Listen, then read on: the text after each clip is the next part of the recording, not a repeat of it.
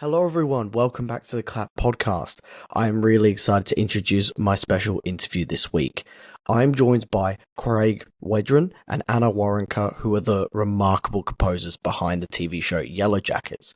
Yellowjackets is streaming on Paramount Plus, and it's just entered its season 3, with new episodes available now. It's an incredible TV show. I really, really enjoy it, and I recommend checking it out if you haven't. For those of you who are fans of the show like I am, it's really exciting that we're getting a season 3, and I'm incredibly honored to be joined by Craig and Anna, who give us some insights into composing for the third season. Hope you enjoyed the interview, and I'll speak to you at the end. Welcome to the show, guys. Thank I'm you. a film student in Australia, so I just love interviewing filmmakers and people who support film, and I'm so excited about Yellow Jacket season 3. Congratulations, it's been fantastic. And Thank you. no, seriously, thank you so much for giving up your time and having a chat with me. I really appreciate it. Of Of course. course. Does everybody get it at the same time? Like, do new episodes air globally every Uh, week? Do we know? I don't we know. do have Like, Paramount Plus here, which I believe is doing the it's Oh, weekly just all the same. release. Yeah, yeah. Yeah, I believe it Cool. is. So I've been kind of keeping up with it on that streaming platform over here. Yeah. So So it's where are we been at good. as we Yeah. speak? Episode 4? Is no, it? no, we're episode Oh, six. we're on I episode believe it's 6 already. six. Woo, we're Yeah. getting there. We're flying Oh, through yeah, it, aren't that we? last episode that you just saw is pretty I Yeah, know. yeah. wild. Uh-huh, uh-huh. Wild. I know. I've got some friends who are a little bit behind, but I can't wait for them to see it. I'm really excited. Oh, I now know you're I'm Yeah. I'm I'm that's holding yeah. holding my tongue in terms of spoilers. I know, no I know. spoil. I'm having to do the same thing. I know. It's so exciting. Welcome to the club. Yeah. Yeah. Well, it's kind of, I can't wait to get into season 3, but I just wanted to cast your mind back to season 1. Did you expect the show to grow as much as it did? Because in 2021, I believe, is when it came out, was it early 2022? It just sort of blew up and it became this, people around the world became huge fans of the show. I just wanted to ask, when you signed on, did you expect it to kind of become what it has?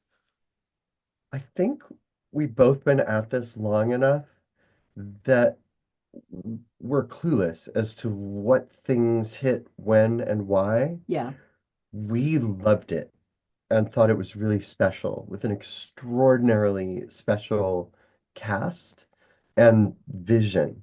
Yeah. But so there's a lot that's sticky about it and a lot for people to love.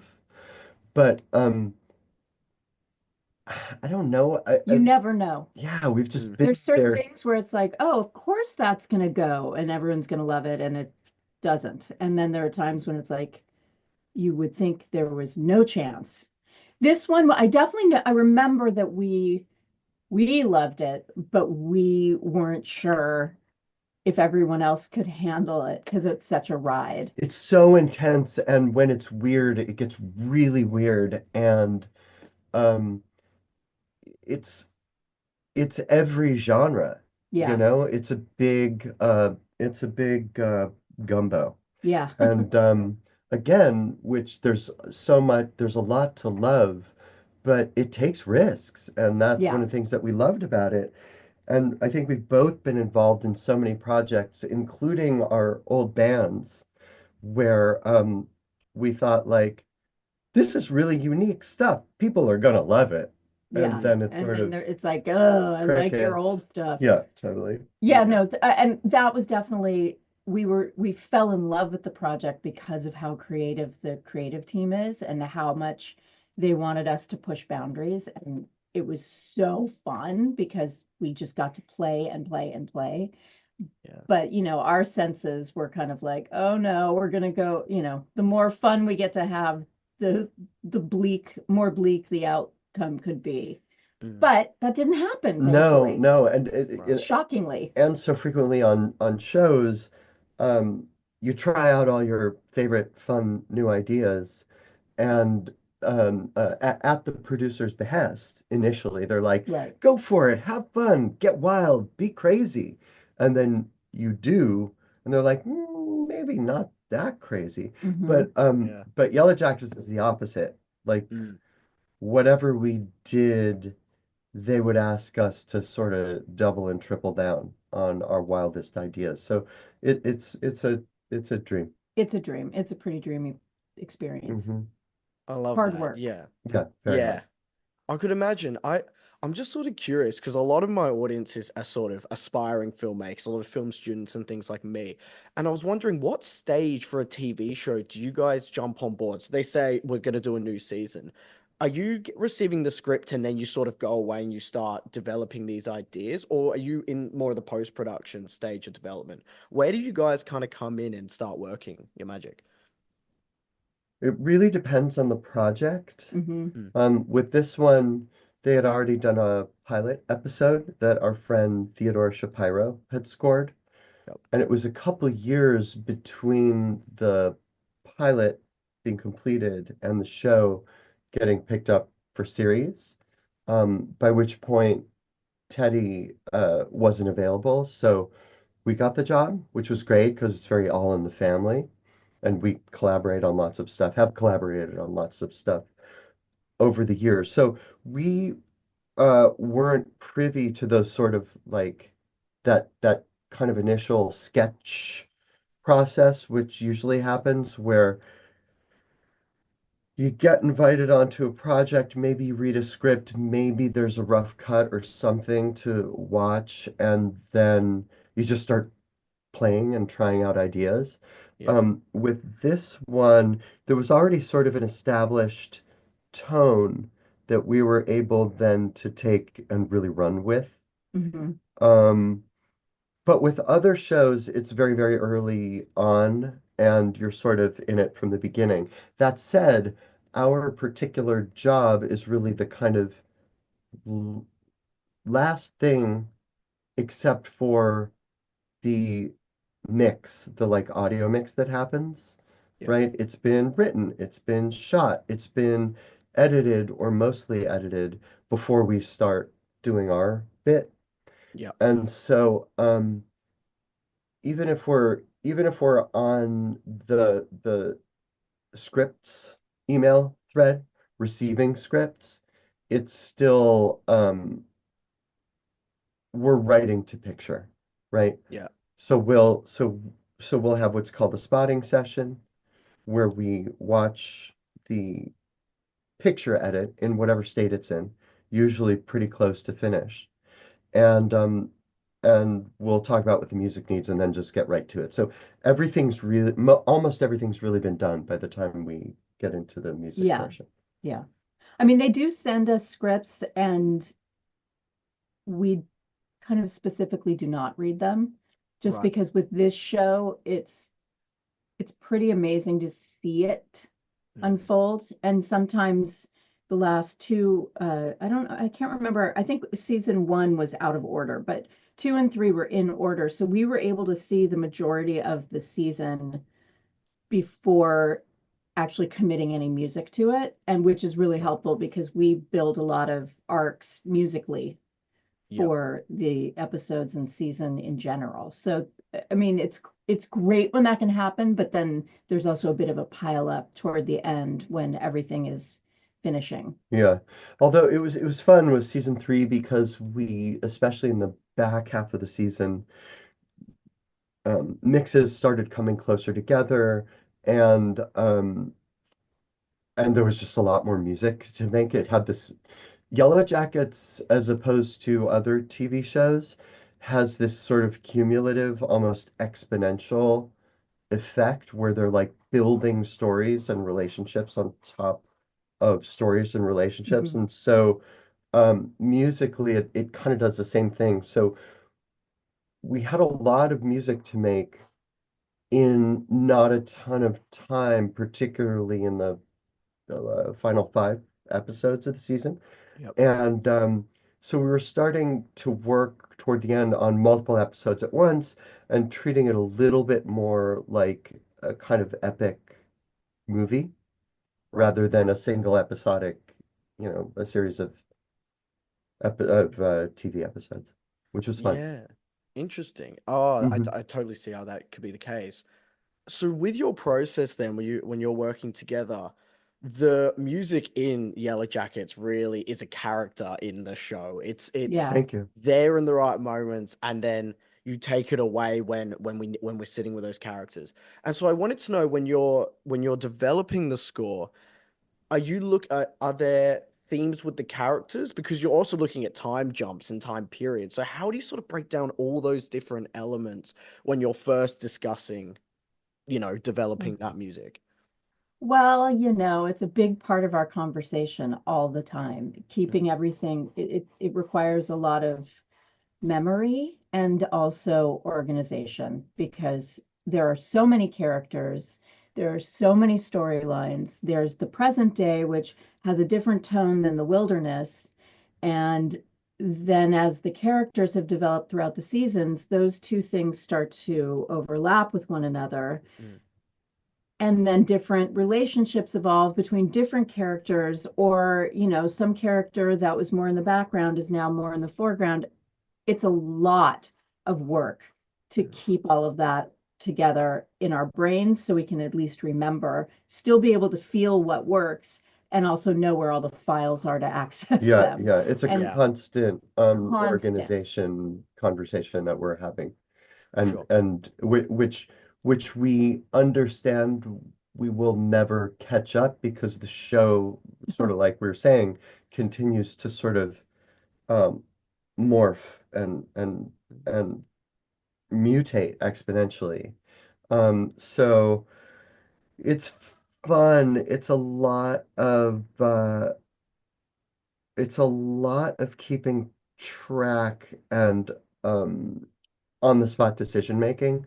Mm, Like, what are we featuring here? Misty's character is maturing this season. How do we reflect that? How much of the old Misty do we use? How much of the new Misty do we want to use? Is this about her trauma from then? So Right. are we bringing the wilderness into adult Misty and vice versa? And that's with every character and every relationship. And then the themes that are more sort of macro, like will the sound of the forest, Yeah. the yeah, The it's trees have a the different sound than certain animals, yeah, the or, cave has its own sound, the yep, trees have their sound. I love that. I big absolutely part have of it. noticed that with season three too, where we're starting to get to the stage where those lines are becoming more and more blurred, that the Yeah, things that Yeah. happen in the wilderness are coming in to the present day. And I love how much you've kind of gelled that together more and more as each season's gone on. It's really narratively brought the show together and allowed it to progress. So I have to admit, I really stood out to me. thank you. Oh, I that's That great. that that's actually another point.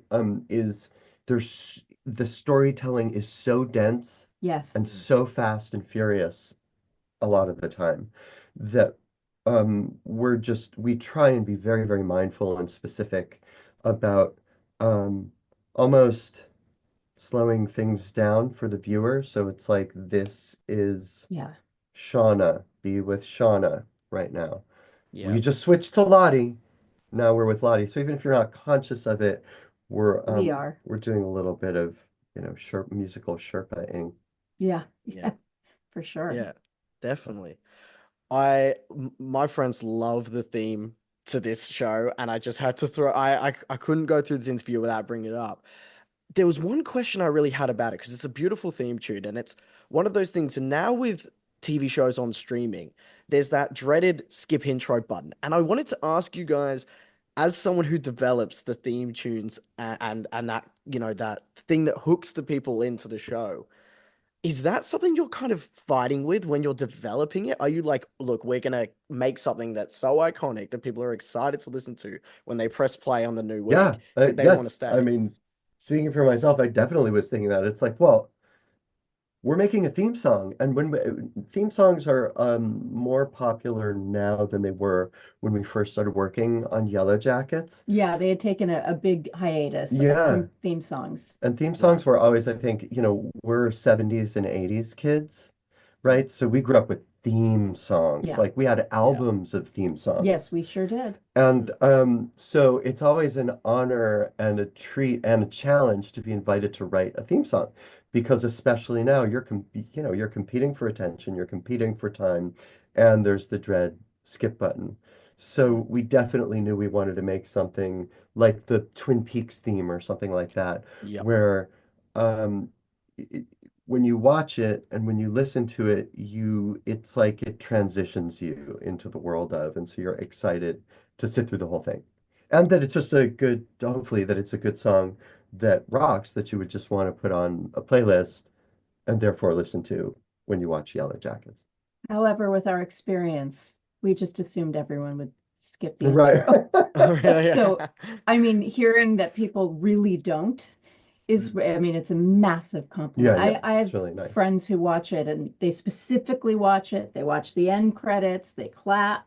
Allie and Neil, it's Right, very sweet. right, right. But like, I mean, it's a real, it's a feather in our cap. Yeah. I love how well it matches the visuals too. It instantly puts you Uh-huh. in the world of the show. It's that nostalgic sort of Yeah. Yeah, that VHS. look. The VHS look, exactly Uh-huh. right. And I love that so much, how well that score blends with that. Yeah, Mm. we had a rough version of that. Like the graphics company, the graphic design Oh, company who right. did the titles, they were in the process of creating the look of the opening while we were in the process of writing theme options. We wrote three or four of them and then, let the producers choose. So it was great. So we're really collaborating with the visuals and vice versa as we were writing the theme, mm, which doesn't always happen. definitely, definitely. Mm. I'm curious, did the theme that get chosen, was that the one that you guys would have gone with too out of the three or four that you made? I think they sort of wound up saying we love this from this one and this from this one and that from Yeah. that And then we one. kind of combined Mhm. things. But Yeah. yes, I mean, we're thrilled with the outcome. Mhm. Yeah, definitely. I think what you guys do so well with this show, and as I kind of touched on it before, is know when music isn't needed. And I wanted to ask you guys about that Mhm. conversation about where we need music and where we don't, and where it's actually more impactful for that music to come in maybe later in a scene than necessarily at the beginning. And obviously being a TV show, there's different directors. How does those conversations sort of play out between all of you when you're developing that? Well, the editors have play a big part in placing where music goes because they sit with the director, they sit with the producers, and they do different cuts and they see what really works. And we're really lucky that we get to work with editors that really understand the score and how the show moves. And so that's one step, that's the first step of the process. Mm. Um, and then, I mean, I'm always looking for where we don't need music. It's interesting, like it's probably the opposite of um, the usual kind of Yeah. producer, showrunner, composer relationship. We're usually vying for less, Right. and Okay. they're often vying for pushing for more. They Mm. like I mean,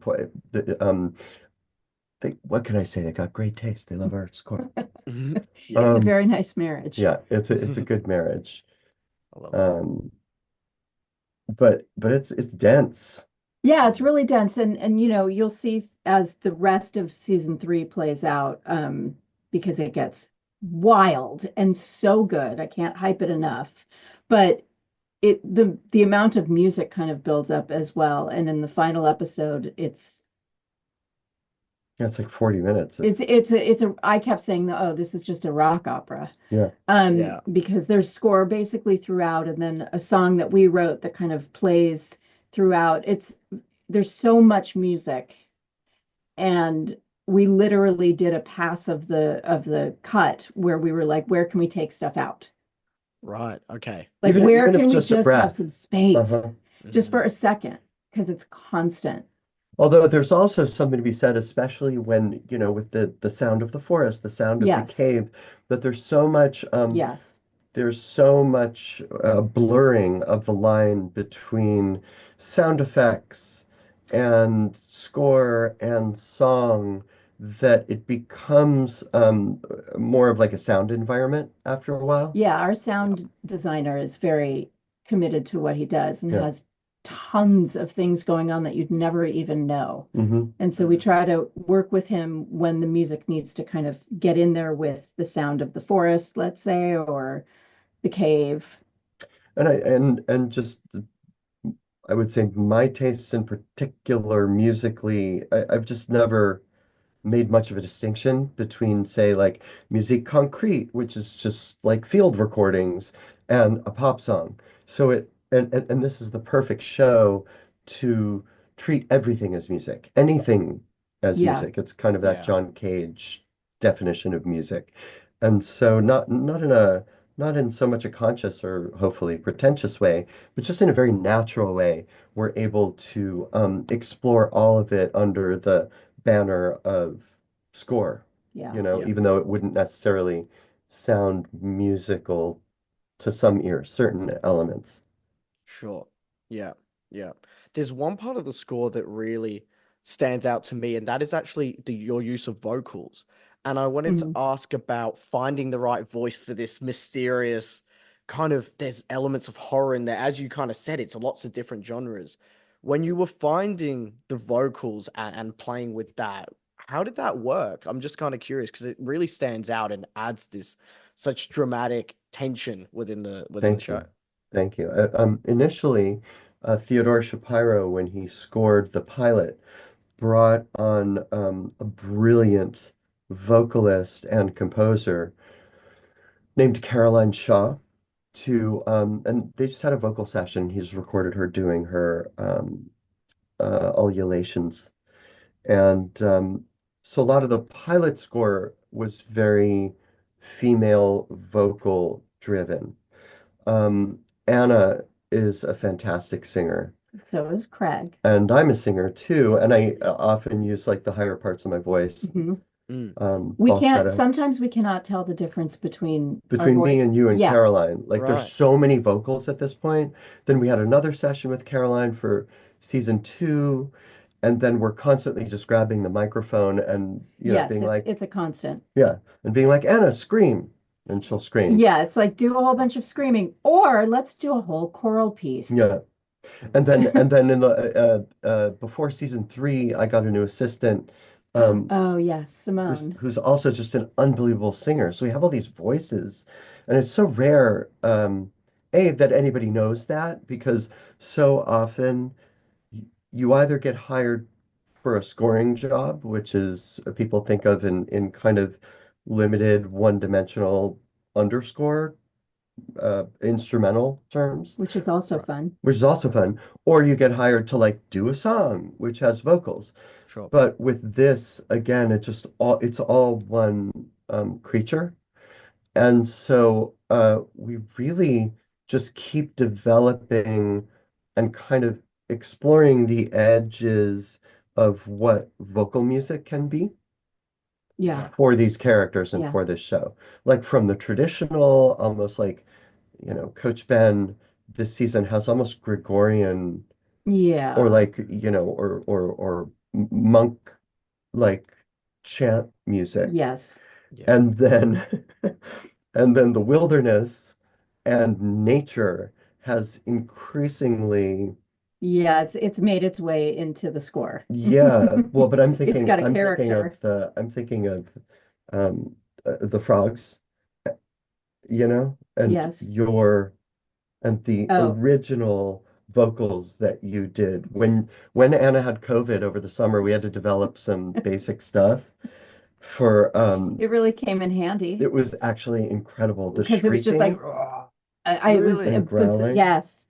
And well, and then there was the shrieking. Yeah, yeah, yeah. And then there Wow. just sounds like there's a sound like, Yeah, like stuff like that. just little weird clicky clacky back of the throat things, Yeah, which you would never know are vocal. They're almost percussive. That's what I was thinking. Yeah, exactly. You would yeah. not. Yeah, wow, that's so amazing. It's That's really incredible. fun. Well, so that actually leads me perfectly into my next question. So you both have had incredible careers as musicians outside of film composing. And I wanted to ask you, what kind of did you bring from that into working with film and TV? Was there, because they're both very similar but and different at the same time. So what you guys kind of learn from performing on stage and developing music that people listen to and then bringing that to, a story structure? I mean, it's a different way of looking at music in a way. Like with a song, there's a structure to it that kind of leads the song, and with the score, it's The about the picture and the story the scene and the directs. dialogue, and yes. And so that, you know, it's just a different way to think about how you write. Mm. But interestingly, though, back in band days, people would always say, "Oh, your music is so theatrical," or "It sounds like a movie at times." And then now, doing music primarily for film and TV, although I now have a band, my old band again suddenly. Yeah. Um, Now doing music for film and TV, it's sort of the opposite. They're like, oh, especially with this show because there's the 90s component to it. They love when we bring our band sensibility Hmm. into the score. So I think in the best of circumstances, it's a real asset to be able to kind of have both and cross the line and sort of fuse the two. Whereas I think a lot of, well, I think increasingly everybody does everything. Composers write songs and produce. But when we first started doing this 20 years ago or whatever, it was still sort of a like, well, what are you Yeah, mentality? yeah, yeah, Are yeah. you a Right. songwriter? Are you a singer? Are you a serious Yes, composer? yes. Mm. And it was like all and none of the above. Yeah, Please, thank you. exactly. Yeah. But Yeah. with the theme song, we approached it from this place of, our bands are similar in a certain way that they're very different and from the regular music in the world. But we never knew each other until way later. Right. And we were probably always, leaving a room as the other one was coming Hmm. in. Like we were Mm. probably in the same place a million times. So when we sat down to do the theme song, we were like, okay, let's be in the band we would have been in together Yeah. and write what we want to write. And that's how we've approached I mean, and the song that shows up in the final episode isn't like, what would that band do? Yeah. Yeah. So And we kind of again, look at it like that. we wrote a handful of theme options, right? Which felt like, oh, this is such a cool band. This is all this stuff that we would never have let ourselves do in the 90s in Mhm. our old bands, but that we can just have a ball and explore. It's almost like character acting musically. Yeah. And then we wrote three song options for this final episode. Again, letting the producers choose which one they like best.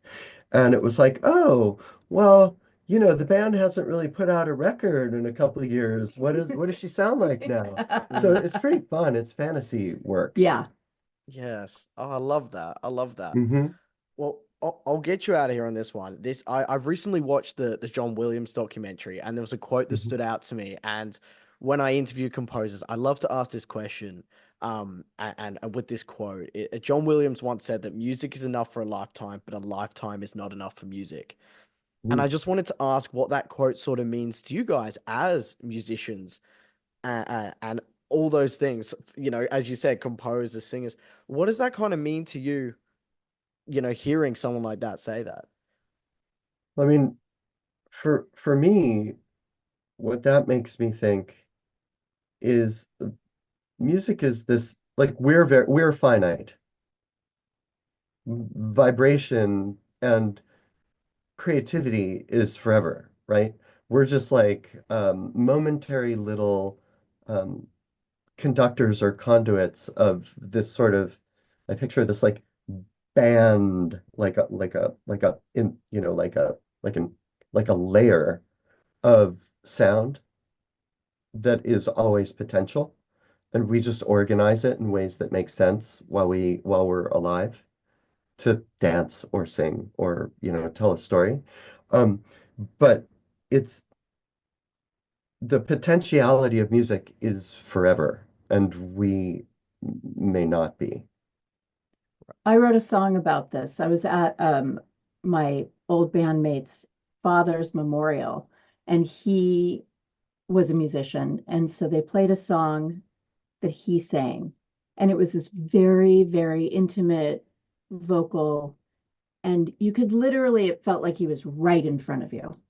And it kind of opened my mind up to this concept of like, of my family members or people, these moments are captured, these honest moments are captured in music and you can feel it, and those last forever. Hmm. And obviously we don't, but it's like almost like a tiny little portal when you need it.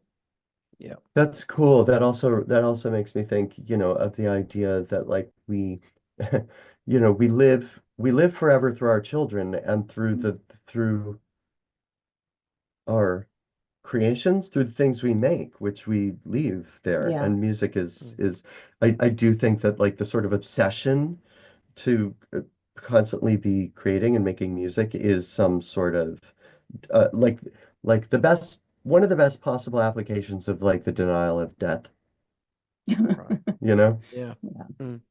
Yeah. Wow. Wow. Yeah. Couldn't have said it better. That was incredible. Thank you so much. Of Well, I just course. wanted to wish you massive congratulations again on season Thank you three. Thank so I'm a you. huge Thanks much. so fan of your much. work.